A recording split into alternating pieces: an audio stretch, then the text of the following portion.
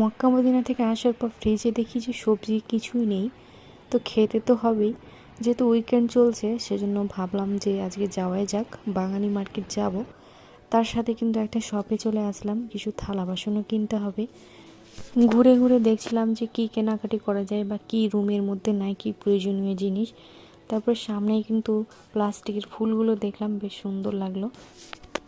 ঘর সাজানোর জন্য কিন্তু এগুলো একদম বেস্ট। তারপরে একটা রান্নার জন্য দেখছিলাম যে রান্নাতে জামা কাপড় খুব নোংরা হচ্ছে, এটা পরে রান্না করলে কিন্তু বেশ ভালোই থাকবে। থালা বাসনের সেকশনে চলে আসলাম, আর থালা বাসনে নিতে এসে বিশেষ করে তো দেখছিলাম যে তো থালাগুলো ভেঙে গেছে পড়ে। তো সেই থালাগুলো দেখছিলাম, এত জিনিস ছিল কোনটা নেব। তারপরে থালা বাসন নেওয়া হয়েছে, এরপরে বাঙালি মার্কেটে এসে কিন্তু একটা সিঙ্গাড়া চা খেলাম। এবার কিন্তু আমরা সবজির মার্কেট করতে যাব, যেহেতু অনেক দিনের বাজার করা হয়নি, আর যেহেতু 7 থেকে 10 দিনে আমরা বাজার একসাথে করে নিই, বারবার আসা হয় না। এখানে দেখলাম যে মূলা ছিল, তারপরে শাক ছিল, যাবতীয় জিনিস কিন্তু বাঙালির মার্কেট এখানে পাওয়া যায়। সেই জন্য কিন্তু আমরা এখানে প্রতি সপ্তাহে সপ্তাহে আসার চেষ্টা করি।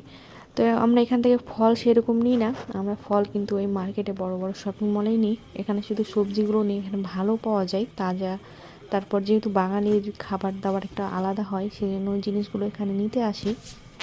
তারপর এখানে পেঁয়াজগুলো নিয়ে নিচ্ছিলাম, আর এখানে এত সবজি ছিল মানে কি বলবো, ভাবতেই পারিনি যে বিদেশের মাটিতে এত সুন্দর সুন্দর সবজি পাওয়া যাবে আমাদের দেশের মতো।